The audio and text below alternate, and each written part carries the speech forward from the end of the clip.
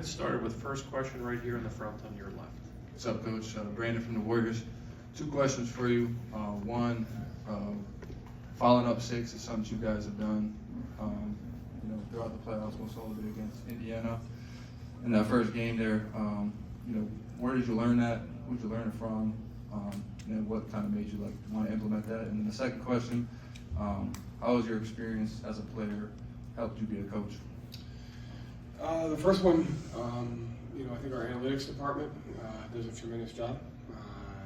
Dave Sparks and the gang are as a conduit to that, and the coaching staff, and so we have a ton of conversations about what makes the most sense from an analytical perspective, and how do you constantly find small ways to give yourself the best chance to win, but also increase the chances of winning.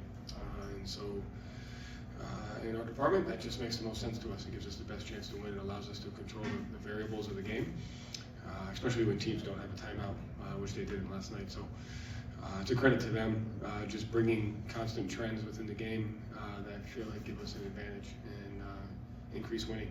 Any chance you can go just a little bit 1% better, save a half a point, save a point, save 0.9 of a point, makes a big difference over time. So second one, I think just having an understanding of, from a player, just looking at the lens from a player's perspective. I think sometimes when you become a coach, you look at it from a coach's perspective, but at the end of the day, the world revolves around the guys and how they view things, and the lens with which they look at things. And so you have to alter your communication, you have to alter your schedule, you have to alter things that puts the players in the best possible position to succeed. So a lot of the decisions that I make, it's like, what would I have wanted as a player? And so we have a ton of former players on staff that are able to help with that, so I think that's the biggest thing. Melissa, standing on your left. Hey Joe, Melissa Rowland, Fox Sports. Drew self-describes as a utility guy. Do you think that undervalues his contribution to the team, and is there any way you guys would be in this position right now if you guys hadn't acquired him? I would hope that he does not feel undervalued by us, because I think he's done a lot of tremendous things as a player and a person. So no, I think he's one of the ultimate values, and I think to have a guy like him be able to dominate the intangibles of the game on both ends of the floor is amazing to us, and we wouldn't be in this position without any of our guys, and he's included in that.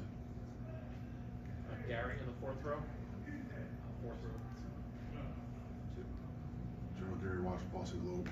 Your players have referred to you as crazy, unusual, bizarre, whatever, because of your philosophies. Do you embrace that? Do you like when your players think they don't know what to expect from you? And has that helped foster a relationship with guys who are just a tad bit younger than you are? Like it's not a father-son thing here, like most coach and player. It's more big brother. Like when they say that about you, does that make you laugh a little bit? I think the thing you just can't take for granted in the game today is a coach's greatest gift is a group of guys that want to be coached, want to be led, that also empower themselves. And so I think at the end of the day, I just appreciate the fact that we have an environment where learning and coaching is important, and getting better and developing is important. And so you can't do that. Like, you can't be a good coach if your players don't let you. You can't be an effective coach. Everything starts with them, their ability to buy in, their ability to execute the things. And so, as a staff, we're grateful, and we talk about it every day. Like, if it wasn't for them, we wouldn't be here. So it's on them. Tim, all the way back right. Joe, kind of a question in 2 parts. You know the stat that a 3-0 lead has never been successfully overcome in this league. You guys almost did it last year.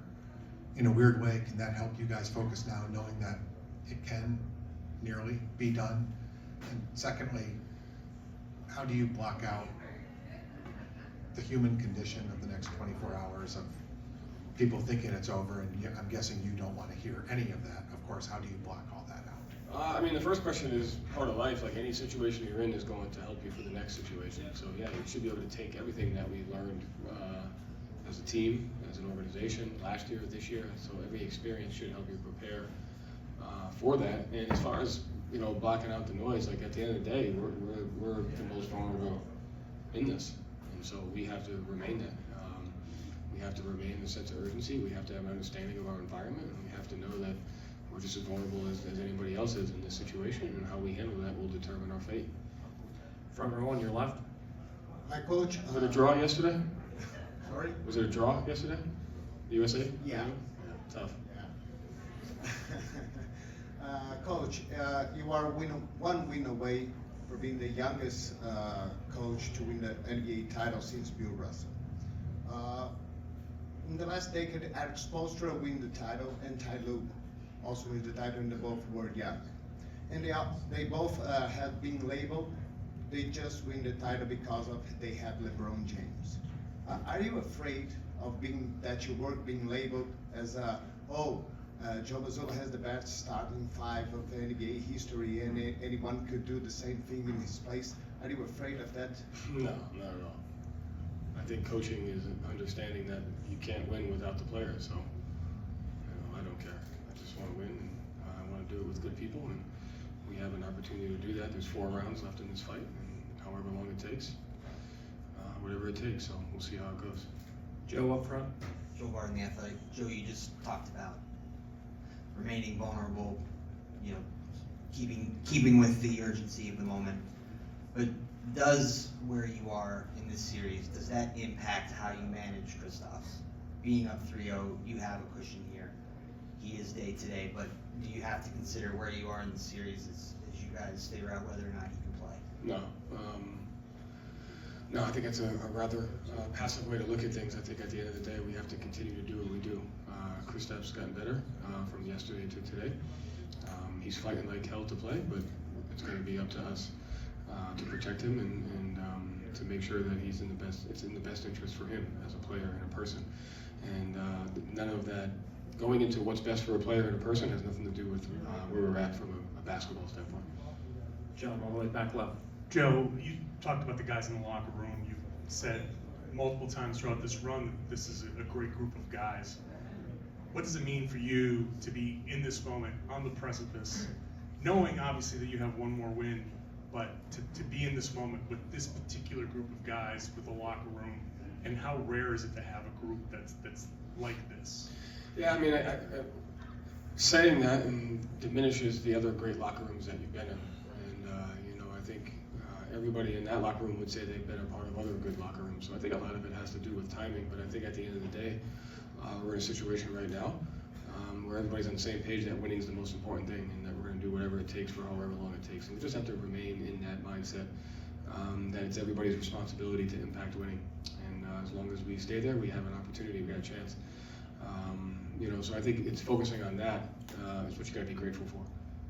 Last question here on the left side. Hey, Coach, after game 2, I think when people saw you at the podium, they were really impressed with the way you recalled plays in the first quarter with speed and precision. I was wondering, did you always have that kind of gift? I mean, was that just the product of watching so much film? Where did that come from? Just building retention and learning how to understand the why and building an awareness to your environment. You can't make decisions and you can't eliminate emotion if you don't have the facts and you don't have an understanding of your environment and what's going on. So just really trying to put yourself in a situation to how can we get away from the emotion of your environment, and how can you get to the tactical, the facts, the truth of what's going on so that you can adjust accordingly. Thank you, Coach. Thanks. We'll have Jalen next, followed by Jason.